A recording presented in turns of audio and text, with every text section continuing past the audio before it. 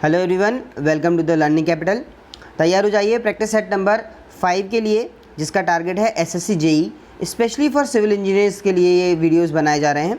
यहाँ पर हम डेली के 25 क्वेश्चंस को देखते हैं और मैं अपने व्यूअर से ये एक्सपेक्ट करता हूँ कि आप इस वीडियो को एक टेस्ट की तरह लीजिए। अपने साथ में आप पेन और कॉपी रखिए। हर क्वेश्चन का जो भी आपको आंसर लगता है उसके ऑप्शन को आप उस पेन और कॉपी के साथ में लिखिए, ताकि अगर आपका गलत हो जाता है तो आप नेगेटिव मार्किंग कर सकें और आपको पता चले कि आपकी कहाँ पर एरर हो रही है और आप नेगेटिव मार्किंग को अवॉइड कर सकें। आई होप आप लोगों की तैयारी बहुत अच्छी चल रही होगी। बीच में अभी और भी एग्ज़ाम के नोटिफिकेशन आने वाले हैं, पर मैं आपको बताना चाहूँगा कि अगर आप एग्ज़ाम से भटके तो कोई सा एग्ज़ाम नहीं निकलेगा। तो आपको क्या करना है, किसी एक पर्टिकुलर एग्ज़ाम पे ही फोकस करना है और उसी की तैयारी को कंटिन्यू करना है। बीच में अगर कोई एग्ज़ाम आ जाता है तो प्लीज़ उसको अवॉइड करें, ठीक है। आगे बढ़ते हैं हम अभी क्वेश्चन नंबर 1 की तरफ। मेरा नाम है आकाश श्रीवास्तव और हम करने जा रहे हैं एसएससी का practice set number 5। Question number 1 देखते हैं।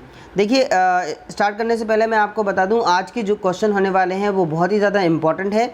ये ऐसे क्वेश्चन हैं जो किसी ना किसी आपको शिफ्ट में 100% मिलने वाले हैं। बहुत ही ज़्यादा रिपीटेड क्वेश्चन का मैंने एक कॉम्बो तैयार किया है, तो इन क्वेश्चन को आप बहुत ज़्यादा इंपॉर्टेंट दें, ठीक है।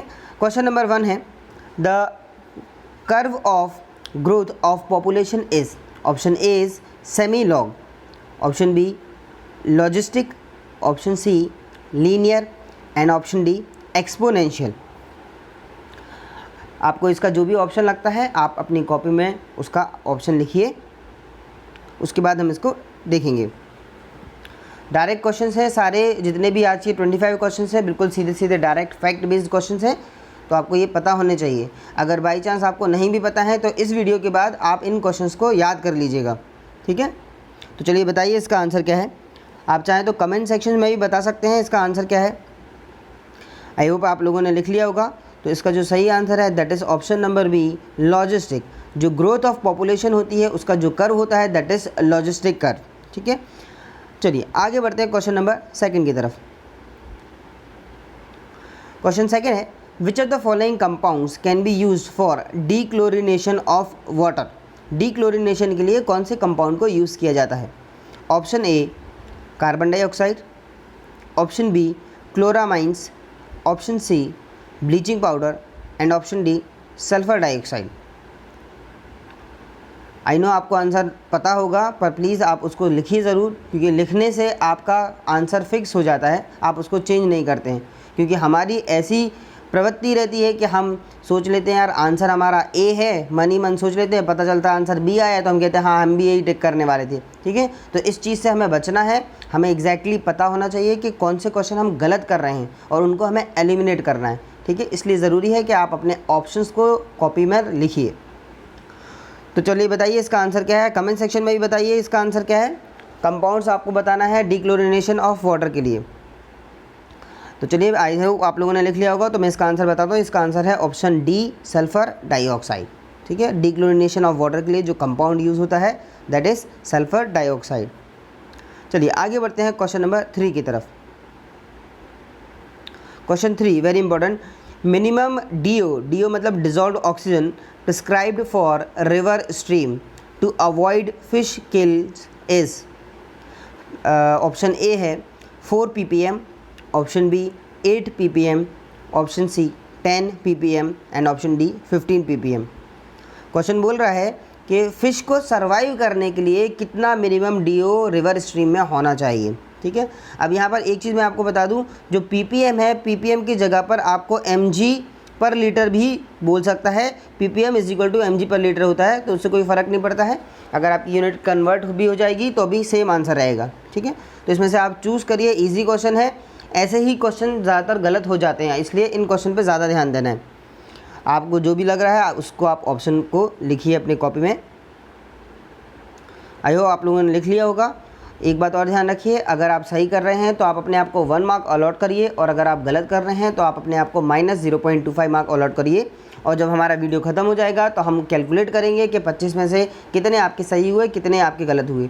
जो जो हमारे गलत हुए हैं उनको आप फिर से इस वीडियो को रिवाइंड करेंगे और उन क्वेश्चंस को आप फिर से देखेंगे, ठीक है।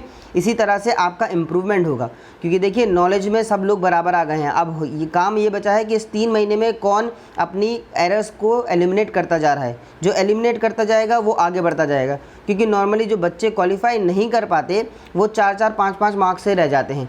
बाकी जो क्वालिफाई करने वाले होते हैं उनके ज़्यादा मार्क्स आ जाते हैं, और जो नहीं कर रहे होते हैं वो बहुत पीछे रह जाते हैं। तो बेसिकली बच्चे जो फंसते हैं वो आपके कट ऑफ से 4-5 मार्क्स के पीछे ही रह जाते हैं। तो अगर आप सिर्फ नेगेटिव मार्किंग को अवॉइड कर लेंगे तो आपका एग्ज़ाम क्वालिफाई हो जाएगा।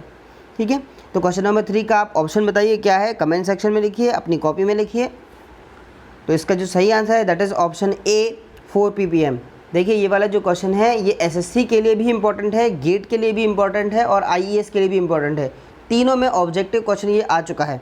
ठीक है, तो इसको आप इम्पॉर्टेंट मार्क करिएगा। 4 ppm या 4 mg पर लीटर आपकी प्रिस्क्राइब लिमिट होती है डिजॉल्व ऑक्सीजन के लिए। नेक्स्ट क्वेश्चन की तरफ बढ़ते हैं। क्वेश्चन नंबर 4, अगर आपने थर्ड क्वेश्चन गलत कर दिया है तो 1 मार्क अवॉर्ड करिएगा, अगर गलत किया है तो -0.25। चलिए क्वेश्चन नंबर हम 4 से देखते हैं। क्वेश्चन 4 बोल रहा है shear force is usually associated with option A bending movement, option B torsional movement, option C normal thrust and option D none of the above. बहुत ही सिंपल सड़ा हुआ क्वेश्चन है। शेयर फोर्स किस चीज़ से एसोसिएटेड है? बेंडिंग मूवमेंट से, normal thrust से, टॉर्शनल मूवमेंट से, और इनमें से कोई नहीं।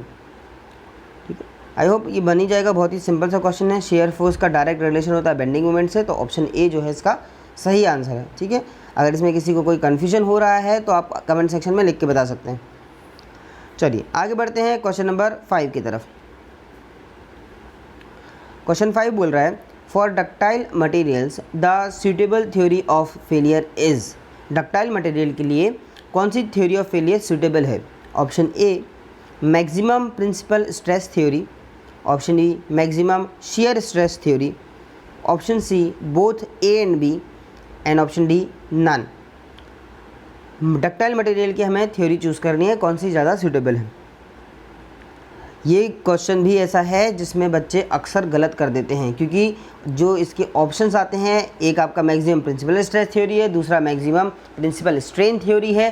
तो अगर इस तरह के ऑप्शन आ जाते हैं तो ये क्वेश्चन के गलत होने के चांसेस बहुत ज़्यादा हैं। तो इस पर आप थोड़ा सा ध्यान दीजिएगा। आपको जो भी इसका सही ऑप्शन लगता है आप उसे लिखिएगा, ताकि आपको पता चल जाए कि आप ये क्वेश्चन सही कर रहे हैं या नहीं कर रहे। आई होप आपने लिख लिया होगा। तो इसका हम सही आंसर देखते हैं। इसका जो सही आंसर है that is option B maximum shear stress theory. Ductile material के लिए सबसे ज़्यादा सूटेबल होती है मैक्सिमम शियर स्ट्रेस थ्योरी, और आपकी जो मैक्सिमम प्रिंसिपल स्ट्रेस थ्योरी है ये आपके ब्रिटल मटेरियल के लिए सूटेबल रहती है। ठीक है, तो ये हमें ध्यान रखना है। साथ ही साथ अगर आप स्ट्रेंथ ऑफ मटेरियल को अपने स्टार्ट कर दिया, इसके नोट्स आप पढ़ रहे हैं, तो आप थ्योरी ऑफ फेलियर के को आप जाकर रिवाइज ज़रूर कर लीजिएगा, क्योंकि उसमें आपको बहुत सारे क्वेश्चंस बनते हैं एसएससी जेई के। ठीक है, चलिए आगे बढ़ते हैं क्वेश्चन नंबर 6 की तरफ। Question 6 is again very basic question. The bending stress at the neutral axis and at the extreme fibre of a beam cross section is option A 0 and maximum, option B maximum and minimum, option C maximum and 0, and option D 0 and 0। Question बोल रहा है bending stress neutral axis पे और extreme fibre पर कैसे होगी, और options भी आपके दोनों चीज़ों के लिए दिए हुए हैं। ठीक है, तो यार ध्यान रखिएगा, यहाँ ऑप्शंस जो हैं ये कंफ्यूज कर देता है, इसलिए ये सिंपल क्वेश्चन ज़रूर है, बहुत बेसिक क्वेश्चन है, पर इसके गलत होने के चांसेस हैं। आराम से ऑप्शंस को पढ़िएगा, उसके बाद ही टिक करिएगा, जल्दीबाजी में मार्क नहीं खोना। बहुत ही सिंपल क्वेश्चन है ये। जो भी आपको लग रहा है आप अपनी कॉपी में ज़रूर इसका ऑप्शन लिखिए और कमेंट सेक्शन में भी बताइए इसका आंसर। बेंडिंग स्ट्रेस की बात कर रहा है, तो मैं आपको बेंडिंग स्ट्रेस का डिस्ट्रीब्यूशन बता देता हूँ। अगर आपको दोनों डिस्ट्रीब्यूशन याद होंगे, बेंडिंग स्ट्रेस और शियर स्ट्रेस का, तो इस पर क्वेश्चंस कई बार आते हैं। ठीक है, बेंडिंग स्ट्रेस का जो डिस्ट्रीब्यूशन होता है दैट इज़ लीनियर, कुछ इस तरीके का होता है। ठीक है, तो ये जो देखिए जो आपकी टॉप फाइबर है, यहाँ पर देखते हैं, ये जो टॉप फाइबर है यहाँ पर आपका क्या हो रहा है, मैक्सिमम स्ट्रेस मिल रहा है बेंडिंग, और ये वाला जो पोर्शन है दैट इज़ आपका न्यूट्रल एक्सिस वाला पोर्शन है, यहाँ पर जो स्ट्रेस मिल रही है दैट इज़ 0 मिल रही है। ठीक है, एक क्वेश्चन और इससे रिलेटेड आता है कि आपका स्ट्रेन जो है वो भी 0 होता है। ठीक है, तो ध्यान रखिए, पहले स्ट्रेन आता है, स्ट्रेन 0 है इसलिए आपका स्ट्रेस भी 0 होता है। ठीक है, स्ट्रेन एक इंडिपेंडेंट क्वांटिटी है, वहीं आपका स्ट्रेस जो है डिपेंडेंट क्वांटिटी है। ठीक है। तो ये जो डिस्ट्रीब्यूशन मैंने आपको यहाँ बताया है ये काय के लिए है, ये आपका बेंडिंग स्ट्रेस के लिए। साथ ही साथ एक आपका और आता है शेयर स्ट्रेस का डिस्ट्रीब्यूशन, ठीक है, उसको मैं बताता हूँ। पहले आप यहाँ से नोट कर लीजिए, बेंडिंग स्ट्रेस का जो वेरिएशन है वो कैसा आने वाला है, न्यूट्रल एक्सिस पे 0 और एक्सट्रीम फाइबर पे मैक्सिमम। तो ऑप्शन देखिए कौन सा है, 0 और मैक्सिमम वाला ऑप्शन जो है आपका ए है, तो ए आपका जो है वो सही आंसर हो जाएगा इसका, ठीक है। अब मैं आपको बता रहा हूँ शेयर स्ट्रेस का डिस्ट्रीब्यूशन, क्योंकि अगर बेंडिंग स्ट्रेस का आया है तो हो सकता है शेयर स्ट्रेस का भी क्वेश्चन आ जाए। तो शेयर स्ट्रेस का जो डिस्ट्रीब्यूशन होता है वो आपका कैसा होता है, पैराबोलिक शेप का होता है, इस तरीके का, ठीक है। आपका न्यूट्रल एक्सिस पे आपको मैक्सिमम मिलता है और टॉप पे और बॉटम पे आपको जो है 0 मिलती है शेयर स्ट्रेस, ठीक है। तो जस्ट अपोजिट है बेंडिंग स्ट्रेस की तरह। और एक चीज़ और है क्या, ये पैराबोलिक है और वो लीनियर था, ठीक है। तो आप ध्यान रखिएगा, इस क्वेश्चन को भी आप नोट कर लीजिए, आगे आपके काम आ सकता है। चलिए, अगर आपने ये सही किया है तो 1 मार्क्स, और अगर गलत कर दिया है तो -0.25 मार्क बिल्कुल बनता है आपका। चलिए आगे बढ़ते हैं क्वेश्चन नंबर 7 की तरफ। The ratio of Young's modulus of elasticity for mild steel specimen in tension and compression is nearly, option A 1, option B 2, option C 3 and option D 4। बहुत ही सिंपल सड़ा सा क्वेश्चन है, सब बच्चों पे ये बनना चाहिए। स्ट्रेंथ ऑफ मटेरियल का बिल्कुल बेसिक क्वेश्चन है। स्टार्टिंग की किसी भी आपने कहीं पे भी पढ़ाई करी होगी तो वहाँ पर आपको पहली क्लास में ही ये बताया होगा कि क्या होता है ये माइल्ड स्टील जो है, उसको यूज़ करने का एक ये बहुत बड़ा रीज़न भी है। तो इसको आपको क्वेश्चन को इम्पोर्टेंट मार्क करना है। टेंशन में और कंप्रेशन में जो माइल्ड स्टील है वो इक्वली स्ट्रॉन्ग होता है, और उस इक्वली स्ट्रॉन्ग होने का मतलब ही होता है कि आपका जो ई है यानी कि यंग्स मॉडुलस है वो आपका टेंशन में इज़ इक्वल टू होता है इन कंप्रेशन। तो अगर इनका आप रेशो निकालेंगे तो इसका जो रेशो निकल के आएगा वो आपका निकल के आएगा 1। तो इसका जो सही आंसर है वो है 1। आई नो कुछ लोगों ने इसका आंसर गलत किया होगा, तुक्केबाजी लगाई होगी, तो भैया आप ऐसा जिन लोगों ने किया है उनके लिए -0.25 मार्क्स बिल्कुल आप लोग डिज़र्व करते हैं अगर ऐसे क्वेश्चन आप गलत कर रहे हैं तो। चलिए आगे बढ़ते हैं क्वेश्चन नंबर 8 की तरफ। देखिए ये क्वेश्चंस ऐसे हैं जो बार बार एग्ज़ाम्स में रिपीट होते हैं, एसएससी में भी हो रहे हैं और भी एग्ज़ाम्स में रिपीट होने वाले हैं। तो आप ध्यान रखिएगा, इस वाले जो हमारा सेट है ये बहुत ज़्यादा इंपॉर्टेंट है, 5th सेट वाला। Question number 8, in a closed traverse the algebraic sum of departure and latitude must be equal to, option A 90 degree, option B 180 degree, option C 0 degree and option D 270 degree. बहुत ही basic question है। सर्वे का latitude और departure का जो algebraic सम है वो कितना होना चाहिए, ठीक है। बताइए आपका क्या ऑप्शन है, आपको क्या लग रहा है इसमें से क्या आंसर होगा। एक बात मैं आपको बता दूं कि अगर आपका एग्ज़ाम का लेवल थोड़ा सा बढ़ेगा तो इसी क्वेश्चन पे आपको हो सकता है न्यूमेरिकल दे दे। अगर आपको ये फैक्ट पता है तो इसके बेस पे न्यूमेरिकल आप पे बन जाएगा।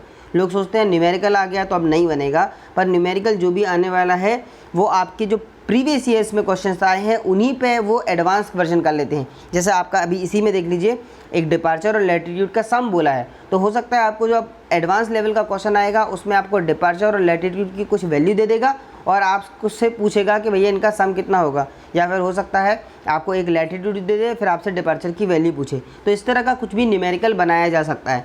तो ज़्यादातर बच्चे क्योंकि टाइम कम रहता है न्यूमेरिकल को देख के ही छोड़ देते हैं। अगर आपको फैक्ट पता है तो इस तरह के क्वेश्चंस आप कर सकते हैं, ठीक है। एक वार्निंग मैं आपको देना चाहूँगा अभी, क्योंकि ये आपका जो लॉकडाउन पीरियड चल रहा है उसमें हर बच्चा पढ़ रहा है, तो जो कट ऑफ नॉर्मली हर साल 10 नंबर बढ़ता है, तो ये मान के चलिए कम से कम 20 या 30 नंबर आपका इस बार कट ऑफ बढ़ेगा। तो इस बार एसएससी जेईई को बिल्कुल आप लाइटली मत लीजिएगा। सारे बच्चे बैठकर भी पढ़ाई कर रहे हैं, जितने सीरियस हैं जिनको जॉब चाहिए है वो सब पढ़ाई कर रहे हैं।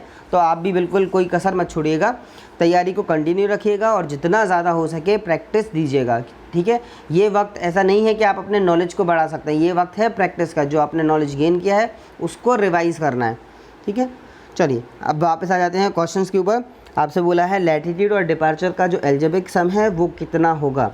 तो इसका जो सही आंसर है, अगर आपने अभी तक नहीं लिखा है तो आप कॉपी में लिखिए, कोई बेईमानी और मक्कारी मत करिए, क्योंकि ये आपके लिए है। आपको खुद को अपना लेवल पता होना ज़रूरी है, तब आप उम्मीद कर सकते हैं कि आपका एग्ज़ाम निकलेगा या नहीं निकलेगा, या आप कैसी छोटी छोटी गलतियों को एलिमिनेट कैसे कर सकते हैं ये पता चलेगा, ठीक है।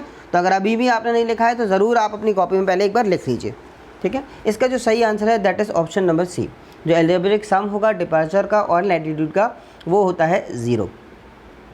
ठीक है, चलिए जिसका सही हो गया है वो 1 मार्क अलॉट करेगा और जिसका गलत हो गया है वो -0.25 मार्क्स। आगे बढ़ते हैं क्वेश्चन नंबर 9 की तरफ।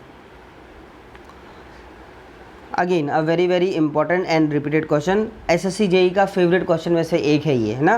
क्वेश्चन बोल रहा है, a theodolite in which the telescope can revolved through a complete revolution in vertical plane is known as. Option A non transit theodolite, option B tilting theodolite, option C transit theodolite and option D is none. Question बोल रहा है कि एक theodolite जिसमें आप telescope को revolve कर सकते हैं एक कंप्लीट रेवोल्यूशन में इन वर्टिकल प्लेन, उस तरह के थियोडोलाइट को आप क्या बोलते हैं। ठीक है, तो ऑप्शन चूज़ करिए। ये क्वेश्चन बहुत ज़्यादा रिपीट होता है एसएससी जेई में, तो ये क्वेश्चन तो आपको बिल्कुल याद ही होना चाहिए। बस आपको ये देखना है एक कंप्लीट रेवोल्यूशन, दूसरा अपना वर्टिकल प्लेन देखना है। तो वर्टिकल प्लेन में अगर आपका रिवॉल्व हो सकता है तो उसको हम बोलते हैं ऑप्शन सी ट्रांजिट थियोडोलाइट। जिसका गलत हो गया ये क्वेश्चन तो भैया इसको मार्क करिए, इसके चांसेस हैं किसी ना किसी शिफ्ट में 100% ये क्वेश्चन मिलने ही वाला है। आगे बढ़ते हैं क्वेश्चन नंबर 10 की तरफ। आई होप आपको वीडियो पसंद आ रहा होगा। अगर पसंद आ रहा है तो आप लाइक करिए, अपने दोस्तों के साथ शेयर करिए और उन्हें बताइए कि डेली का practice set the learning capital के यूट्यूब चैनल पर आपको प्रोवाइड किया जा रहा है, जिसमें आपको ऐसे क्वेश्चंस दिए जाते हैं जो आपके लेवल के बेसिस पे बढ़ते जा रहे हैं। स्टार्टिंग में हमने बहुत इजी क्वेश्चन से करी थी, अब हम धीरे धीरे करके लेवल्स को बढ़ा रहे हैं। आज के सेशन में हमने ऐसे क्वेश्चंस को लिया है जो एसएससी जेई में बहुत ज़्यादा रिपीट होते हैं। आगे धीरे धीरे करते करते हम अपने लेवल्स को और बढ़ाते जाएंगे। ठीक है, तो यहाँ पर ऐसा नहीं हो रहा है कि क्वेश्चन उठाया सीधे सीधे रख दिया। ठीक है, आपके लिए बहुत ज़्यादा हम लोग काम कर रहे हैं ताकि आपको जॉब मिलने में सहायता हो सके। ठीक है, आगे बढ़ते हैं क्वेश्चन नंबर 10 की तरफ। The first side in levelling operation is, option A BS। BS मतलब बैक साइड, जितना आपको पता होना चाहिए। BS मतलब बैक साइड, जितने नोटिफिकेशंस हैं वो हो सकता है उसी तरह से क्वेश्चन दे, ज़रूरी नहीं है कि पूरा पूरा आपको फुल फॉर्म देगा। Option B is FS। FS मतलब fore side. Option C is IS। IS यानी कि intermediate side distance and option D is none. Choose करिए। ये क्वेश्चन मैं 100% गारंटी से बोल सकता हूँ मैक्सिमम लोग इस क्वेश्चन को गलत करेंगे। बहुत ही सिंपल क्वेश्चन है लेकिन फिर भी ज़्यादातर लोग इस क्वेश्चन को गलत करेंगे। चलिए जल्दी से इसका आंसर बताइए क्या होगा। ऑप्शंस लिखिए, आप अपने कॉपी में भी लिखिए और कमेंट सेक्शन में भी लिखिए। ठीक है, थोड़ा सा मैं आपको बता देता हूँ कि आपका ये जो इस तरह से आप बना दें, ये आपका अगर स्टेशन हो गया इस तरीके से, आपका यहाँ पे स्टाफ लगा हुआ है, तो पहली जो रीडिंग ली जाती है हम आगे की नहीं लेते। पहले हम क्या कर लेते हैं, पहले हम एक बेंच मार्क है उसकी हम रीडिंग लेते हैं। तो इस रीडिंग को हम बोलते हैं क्या, बैक साइड रीडिंग। ठीक है, तो जो फर्स्ट रीडिंग होती है दैट इज़ आपकी बैक साइड रीडिंग। इसके बाद जो रीडिंग ली जाती है इसको हम बोलते हैं FS यानी कि फर्स्ट रीडिंग। और इसके बाद अगर हम कोई रीडिंग लेंगे तो वो सारी रीडिंग्स क्या कहलाती हैं, इंटरमीडिएट साइड। ठीक है, तो जो फर्स्ट रीडिंग हमेशा जो ली जाएगी वो आपकी होगी BS यानी कि बैक साइड। ठीक है, इसको ध्यान रखिएगा। ये भी रिपीटेड क्वेश्चन है, इजी है इसलिए इसके गलत होने के चांसेस ज़्यादा हैं। ठीक है, तो इसको ध्यान रखिएगा, रिपीट होता है ये क्वेश्चन। जिससे इसका गलत हो गया है -0.25। चलिए आगे बढ़ते हैं क्वेश्चन नंबर 11 की तरफ। The flow of water in a wash hand basin when it is being emptied through a central opening is an example of. Option A free vortex, option B forced vortex, option C rotational vortex and option D none. आपसे बोल रहा है जब water जो है wash basin में, जो आपके हैंड वॉश बेसिन है या किसी भी तरह का बेसिन है, उसमें जब फ्लो ऑफ वाटर होता है तो वो किस तरह का फ्लो होता है उसको हम क्या बोलते हैं। ठीक है, तो ये FM से रिलेटेड क्वेश्चन है। आप चूज़ करिए इसका ऑप्शन क्या होगा, फिर हम बताते हैं इसका आंसर क्या है। इसका जो सही आंसर है that is a free vortex. ध्यान रखिएगा, जो आपका बेसिन के अंदर फ्लो ऑफ वाटर होता है उसका जो प्रोफाइल होती है उसको हम बोलते हैं क्या, फ्री वॉर्टेक्स। चलिए आगे बढ़ते हैं क्वेश्चन नंबर 12 की तरफ। क्वेश्चन नंबर 12 बहुत ही ज़्यादा इंपॉर्टेंट है एसएससी जेई के पॉइंट ऑफ व्यू से। क्वेश्चन बोल रहा है if a Mohr circle is drawn on a fluid body at rest it would be. Option A a circle touching origin, option B a circle not touching origin, option C a point on the shear stress axis and option D a point on the normal stress axis. ठीक है, आपसे बोल रहा है Mohr circle को draw कर रहे हैं फ्लूइड बॉडी के लिए जो कि रेस्ट पर है। ठीक है, तो देखिए मोहर सर्कल पर रिलेटेड जो क्वेश्चन है, यही क्वेश्चन कई तरीके से बनाया जा सकता है। अभी ये क्वेश्चन क्या है, बोल रहा है हाइड्रोस्टैटिक लोडिंग है, उसके लिए आपको मोहर सर्कल को बनाना है। ठीक है, तो अभी अलग अलग तरह से बनाया जा सकता है। अभी आपसे बोला है फ्लूइड बॉडी एट रेस्ट, इसकी जगह पर आपको जो वर्डिंग यूज़ करी जा सकती है वो बोल सकता है हाइड्रोस्टैटिक लोडिंग। ठीक है, तो आप देखिए हाइड्रोस्टैटिक लोडिंग में आपको क्या याद रखना है कि जो आपकी हाइड्रोस्टैटिक लोडिंग में आपकी जो शियर स्ट्रेस होती है tau that is equal to 0। दूसरी चीज़ क्या होती है, sigma 1 is equal to sigma 2। ठीक है, तो यहाँ क्या होगा, हाइड्रोस्टैटिक लोडिंग की बात करेंगे तो इस केस में आपकी जो रेडियस हो जाती है दैट इज़ इक्वल टू 0, यानी कि आपका जो मोहर सर्कल होता है वो एक पॉइंट की तरह रिड्यूस हो जाता है। तो ऑप्शन नंबर सी और ऑप्शन नंबर डी में हो सकता है। ठीक है, तो ध्यान रखिए मोहर सर्कल का जो डायग्राम होता है उसमें हमें क्या भी याद रखना है। अभी इन्होंने देखिए ऑप्शन में थोड़ा सा कंफ्यूज कर दिया है आपको, क्या बोला है, point on shear stress axis और नॉर्मल स्ट्रेस एक्सेस, दोनों ऑप्शन दे दिए हैं। तो देखिए मोहर सर्कल हमें बताना है कैसा होता है, वाई एक्सेस ये है और एक्स एक्सेस ये है।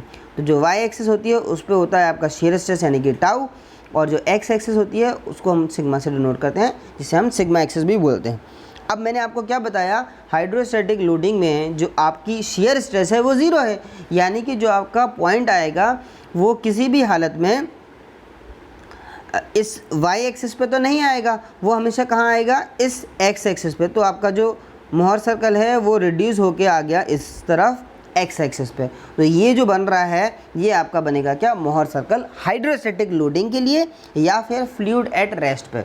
ठीक है, तो हमें यहाँ क्या क्या चीज़ें याद रखनी है कि आपकी सिग्मा एक्सिस पे बनेगा पहली चीज़, दूसरी चीज़ टाउ जो है वो 0 होगा, तीसरी चीज़ रेडियस जो है वो 0 होगा। ठीक है, रेडियस का फॉर्मूला भी आप याद रख लीजिएगा क्योंकि हो सकता है न्यूमेरिकल आ जाए। तो जो रेडियस का फॉर्मूला होता है r is equal to, Mohr circle के लिए मैं बात कर रहा हूँ, तो रेडियस का जो फॉर्मूला होता है that is r is equal to under root sigma 1 minus sigma 2 by 2 का whole square plus tau x y का स्क्वायर।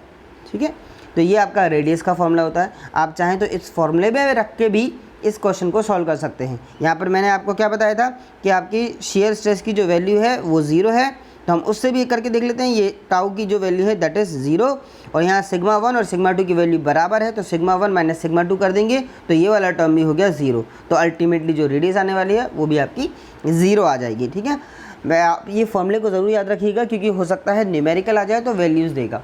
ठीक है, चलिए आगे बढ़ते हैं क्वेश्चन नंबर 13 की तरफ। ठीक है, क्वेश्चन 12 को आप इंपॉर्टेंट मार्क कर लीजिएगा क्योंकि ये अलग तरीके से भी आ सकता है पर सेम आंसर रहेगा इसका।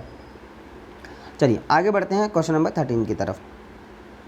Question number 13 direct formula based question है जिसे वर्डिंग में दे दिया है। बोल रहा है sum of specific yield plus specific retention is option A porosity, option B void ratio, option C volume of voids and option D none of these.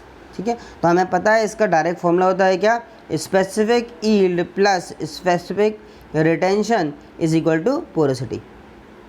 ये हमारा डायरेक्ट रिलेशन होता है, कई बार आया हुआ है। इस बार इन्होंने क्या किया, वर्डिंग्स में दे दिया, फॉर्मूले में नहीं दिया।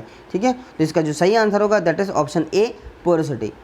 अगर ये क्वेश्चन आप पे नहीं बन रहा है ना तो आप इस बार के एसएससी के लायक तो है नहीं, आप छोड़ दीजिए, अगली बार आप एसएससी जेई की तैयारी करिएगा। ठीक है, क्योंकि ये बहुत बेसिक क्वेश्चन है, रिपीट होता है। आगे बढ़ते हैं क्वेश्चन नंबर 14 की तरफ। क्वेश्चन नंबर 14 छोटा सा न्यूमेरिकल है पर इंपॉर्टेंट है, ये रिलेशन कई बार आता है। A soil has a bulk density of 24 kilo newton per metre cube and water content of 20%. The dry density of the soil in kilonewton per meter cube is option A 18, option B 19, option C 20 and option D 21। ठीक है, तो सबसे पहले तो आप क्या करिए, अपनी कॉपी में आप इस रिलेशन को लिखिए। आपसे पूछा ड्राई डेंसिटी, बल्क डेंसिटी और वाटर कंटेंट, इसका एक फॉर्मूला होता है। आप अपनी कॉपी में सबसे पहले उस फॉर्मूले को लिखिए। वीडियो को पॉज कर दीजिए और सबसे पहले आप थोड़ा सा टाइम निकालिए और उसको फॉर्मूले को लिखिए, क्योंकि मैं जानता हूँ आप लोग गलत करेंगे, 100% इसका जो आपका फॉर्मूला है उसमें आप गलती करेंगे, तो आप अपनी कॉपी में ज़रूर लिखिए। ठीक है, आई होप आप लोगों ने देख लिया होगा। तो अब आपको मैं बता देता हूँ ये क्या होता है। गामा डी यानी कि dry density is equal to होता है gamma divide by 1 plus W यानी कि वाटर कंटेंट। अब आपको क्वेश्चन में क्या बोला है, क्वेश्चन में आपसे बोल दिया है कि जो आपका गामा है वो गिवन है आपको और वाटर कंटेंट है वो भी गिवन है। तो इसी फॉर्मूले में मैं सारी चीज़ों को रख देता हूँ और गामा डी को कैलकुलेट कर लेता हूँ। ठीक है, तो देख लेते हैं। 24 दिया था गामा, तो मैं आप देखिए डायरेक्ट लिख देता हूँ। क्या फॉर्मूला था आपका, गामा अपॉन 1 प्लस डब्ल्यू। ठीक है, तो गामा की वैल्यू कितनी दी है 24, और आपको वो जो वाटर कंटेंट दिया है वो दिया है कितना 20%, यानी कि 1 प्लस 20% मतलब क्या होता है 20 अपॉन 100, यानी कि हो जाएगा 0.2। ये जाएगा 24 डिवाइड बाय 1.2। 24 को 1.2 से डिवाइड करेंगे, ये 0 यहाँ से क्या आएगा 0 ऊपर पहुँच गया, 12 से इसको काट दीजिए तो यह जाएगा 20, जो हमारा आंसर आ जाएगा। तो ऑप्शन सी जो है इसका सही हो जाएगा। ठीक है, तो इस तरह के सिंपल क्वेश्चन है, न्यूमेरिकल देख के छोड़ना नहीं है। इतने सिंपल क्वेश्चन एसएससी जेईई में आते हैं, क्योंकि देखिए 2 घंटे के टाइम में 200 क्वेश्चन करना है तो बहुत ज़्यादा लेंथी क्वेश्चन नहीं दे सकता। ठीक है, तो इस तरह के क्वेश्चन आपको छोड़ने नहीं है। आगे बढ़ते हैं क्वेश्चन नंबर 15 की तरफ। क्वेश्चन 15 बोल रहा है consolidation settlement occurs due to option A expulsion of air, option B expulsion of water, option C both A and B, and option D readjustment of soil molecules. बहुत ही simple सड़ा हुआ question है। एक consolidation किसके कारण होता है, अगर आपको ये नहीं पता है मतलब आपने बिल्कुल सॉइल मैकेनिक्स बिल्कुल भी नहीं पढ़ी है। तो ठीक है, इसका ऑप्शन मैं डायरेक्ट बता देता हूँ, बहुत ही सिंपल क्वेश्चन है। अगर आपने ये गलत किया है ना तो मैं बता रहा हूँ आप बिल्कुल भी तैयारी मत करिए, छोड़ दीजिए। बहुत ही सिंपल सड़ा क्वेश्चन है ये। इसका जो ऑप्शन है that is expulsion of water के कारण आपका कंसोलिडेशन होता है। ठीक है, बहुत ही सिंपल सड़ा क्वेश्चन था, पर रिपीटेड है, बच्चे ये क्वेश्चन भी गलत कर देते हैं। आगे बढ़ते हैं क्वेश्चन नंबर 16 की तरफ। Purlins are option A beam, option B strut, option C subjected to direct stresses, and option D A and C. Purlin बोल रहा है, पर्लिन की डिज़ाइन हमने पढ़ी है स्टील में। तो पर्लिन को हम किस तरीके से डिज़ाइन करते हैं, हम पर्लिन को बीम की तरह डिज़ाइन करते हैं। तो ऑप्शन ए जो है इसका सही आंसर है। बहुत ही सिंपल सा क्वेश्चन था, रिपीटेड है इसलिए मैंने इसको इसमें डाला हुआ है। Question number 17, maximum value of super elevation provided in the design of horizontal alignment of a highway is, option A is 0.07, and option B 0.03, option C 0.04, and option D 0.159। ठीक है, तो आपसे मैक्सिमम वैल्यू बोल रहा है super elevation की, तो वो कितनी होती है। ठीक है, तो अभी देखिए नॉर्मली देखिए जो ई मैक्स होती है उसकी 3 वैल्यूज़ होती हैं आपके। क्या रहता है, अर्बन के लिए आपकी 4% रहती है, हिली एरियाज़ के लिए 10% रहती है, और आपकी जो रूरल के लिए आपकी 4% रहती है, अर्बन के लिए आपकी 7% रहती है। ठीक है, तो नॉर्मली अगर आपको नहीं आपसे बोला है तो आप ये मान के चलेंगे कि आपसे अर्बन की बात कर रहा है, तो आपका जो ऑप्शन ए है वो आपका यहाँ पर सही हो जाएगा 0.07 यानी कि 7%। ठीक है, साथ ही साथ मैंने आपको एक और बता दिया, हिली रीजन के लिए आपका 10% होता है और आपके रूरल के लिए आपका 4% होता है। ठीक है, तो ये आपके ई मैक्स की वैल्यूज़ होती हैं। साथ ही साथ आप यहाँ पे एक क्वेश्चन और नोट कर लीजिए, आपका जो ई मिनिमम की वैल्यू होती है वो कितनी होती है। ठीक है, अगर आपको पता है तो लिखिए कमेंट सेक्शन में, बताइए क्या होती है ई मिनिमम के लिए। तो ई मिनिमम की जो हम वैल्यू लेके चलते हैं वो होती है कैम्बर के बराबर। ठीक है, साथ ही साथ मैं आपको बोलूँगा जो कैम्बर है उससे रिलेटेड एक टेबल दी हुई है, उसको आप जाकर ढूंढिए और याद कर लीजिए, क्योंकि उसमें बेस्ड क्वेश्चन आता है। आगे की हमारी जो प्रैक्टिस सेट आएंगे उसमें आपको उससे रिलेटेड क्वेश्चन मिलेगा ही मिलेगा। ठीक है, तो आप पहले से तैयार कर लीजिए। ये मैंने आपको क्वेश्चन लीक कर दिया कि आने वाले सेट में कौन सा क्वेश्चन मिलने वाला है। चलिए, अगर ये क्वेश्चन भी गलत हो गया है तो -0.25 मार्क्स अलॉट करिए, और सही है तो आपका 1 मार्क अलॉट करिए। क्वेश्चन नंबर 18 की तरफ बढ़ते हैं। क्वेश्चन 18 बोल रहा है the target road density to be achieve during second 20 year road plan was. Second 20 year road plan में कितनी आपकी डेंसिटी थी। Option A 16, option B 32, option C 64, and option D is 50। तो सेकेंड आपका कौन सा था, आपका पहला कौन सा था, नागपुर। पहला आपका नागपुर था, दूसरा आपका मुंबई था, तीसरा आपका लखनऊ था। ठीक है, तो यहाँ पर आपकी डेंसिटी जो चूज़ करी थी, नागपुर में कितनी करी थी 16, मुंबई में आपकी करी थी 32, और आपकी लखनऊ में कितनी करी थी 82। ये आपकी डेंसिटी थी। ठीक है, तो इन तीनों को वैल्यूज़ को आप याद कर लीजिए। तो यहाँ आपसे सेकंड वाला पूछा है, तो सेकंड के लिए जो सही आंसर है that is option B, 32 is the right answer. चलिए आगे बढ़ते हैं क्वेश्चन नंबर 19 की तरफ। The function of shear key in design of retaining wall is to. Shear key का क्या फंक्शन होता है ये पूछ रहा है। ऑप्शन ए है increasing bearing capacity, option B decreasing bending moment, option C is increasing sliding resistance and option D is all of the above. आप बताइए शेयर की होता है, शेयर की डिज़ाइनिंग आपने करी होगी, आरसीसी जो आपका आरसीसी सेकंड वाला था जिसमें हमने स्ट्रक्चर की डिज़ाइन करी थी, उसमें हमने शेयर की डिज़ाइनिंग भी करी है। तो वो किसके लिए प्रोवाइड किया होता है? जो भी आपको ऑप्शन लगता है उसको आप लिखिए ताकि बाद में आप उस ऑप्शन को बदल ना सकें। ठीक है, इसका जो सही आंसर है that is option C. Option C है जो इंक्रीजिंग स्लाइडिंग रेजिस्टेंस को बढ़ाने के लिए हम शेयर की को प्रोवाइड करते हैं। जब आपका जो आपका स्लाइडिंग फैक्टर ऑफ सेफ्टी है वो फेल कर जाता है तब हम शेयर की को डिज़ाइन करते हैं। ठीक है, चलिए क्वेश्चन नंबर 20 की तरफ बढ़ते हैं।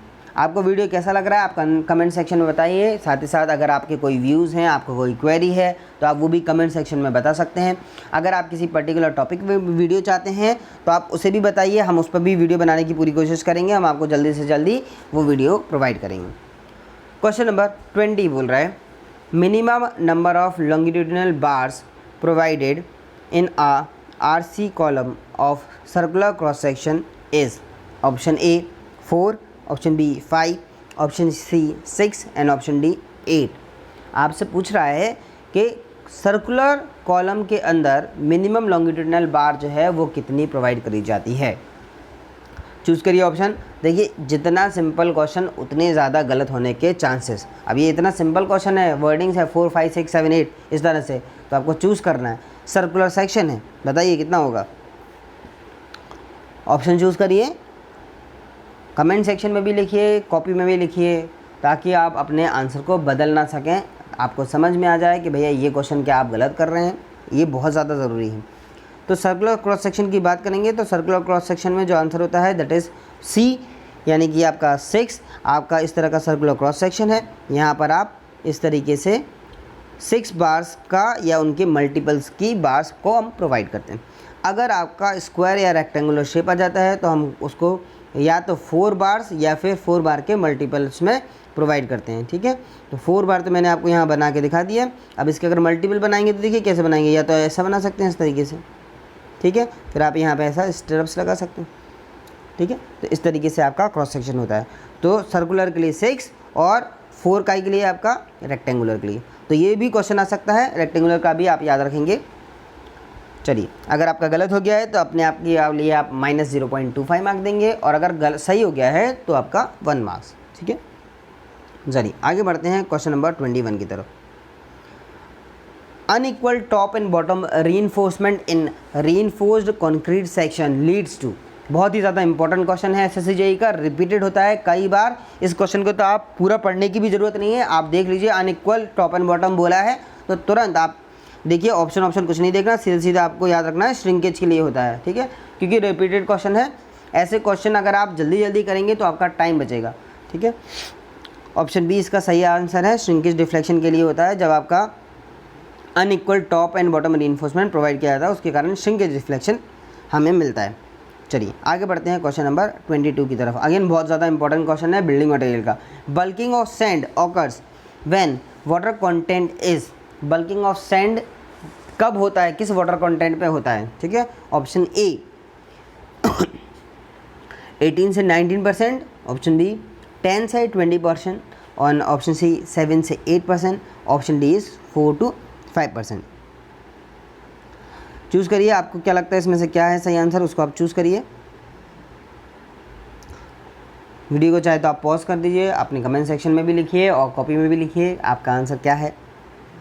इसका जो सही आंसर है that is option D, 4 to 5% पर आपकी बल्किंग ऑफ सैंड होता है। ठीक है, बल्किंग ऑफ सैंड का क्या मतलब होता है, आपका जो सैंड है उसमें कुछ वाटर मॉइस्चर प्रेजेंट होता है तो उसका वॉल्यूम जो है वो बढ़ जाता है, तो उसको हम बोलते हैं क्या, बल्किंग ऑफ सैंड। ठीक है, तो अगर आपने इसका सही आंसर नहीं किया तो आप करिए इसको सही। ठीक है, तो जल्दी से आप इसका आंसर लिखिए, क्या है इसका आंसर। इसका जो सही आंसर है that is option D 4 to 5%। ठीक है, 4 to 5% में आपकी जो बल्किंग ऑफ सैंड है वो होती है। इस क्वेश्चन को आप थोड़ा सा इंपॉर्टेंट मार्क करिएगा क्योंकि ये गेट में भी आने का चांसेस है और आईएएस में भी आने का चांसेस है। अगर आप आईएएस या गेट की तैयारी कर रहे हैं तो उसके लिए भी ये बहुत ज़्यादा इंपॉर्टेंट क्वेश्चन है। चलिए आगे बढ़ते हैं क्वेश्चन नंबर 23 की तरफ। क्वेश्चन 23 अगेन एसएससी जेई का बहुत ज़्यादा रिपीटेड क्वेश्चन है। आरसीसी वैसे भी बहुत ज़्यादा आता है, तो मैंने अभी आपको एक unequal top and bottom reinforcement वाला क्वेश्चन कराया है और एक ये क्वेश्चन, तो ये आरसीसी का बहुत ज़्यादा रिपीटेड क्वेश्चन है। क्या बोल रहा है? Side face reinforcement is provided in a beam when depth of web exceeds option A 300 mm, option B 450 mm, option C 500 mm and option D 750 mm। बिल्कुल क्वेश्चन पढ़ने की जरूरत नहीं है, ये देखिए ऑप्शन डी जो है इसका सही आंसर है। कोई इसमें ट्रिक वगैरह नहीं होती, डायरेक्ट आपका ऑप्शन डी है। 750 को आपको याद रखना है। 750 mm से अगर आपकी डेप्थ बढ़ जाती है तो आप साइड फेस रीइंफोर्समेंट प्रोवाइड करते हैं। कई बार रिपीट होता है, इसलिए इस क्वेश्चन को आप अलग से याद करके रखिए 750। ठीक है, क्वेश्चन 23 हो चुका है। क्वेश्चन नंबर 24 की तरफ बढ़ते हैं। Maximum area of compression reinforcement in a beam is option A है आपका 0.04 B into small D, effective depth की बात कर रहा है। ऑप्शन बी है 0.04 बी इंटू कैपिटल डी, यानी कि ओवरऑल डेप्थ की बात कर रहा है।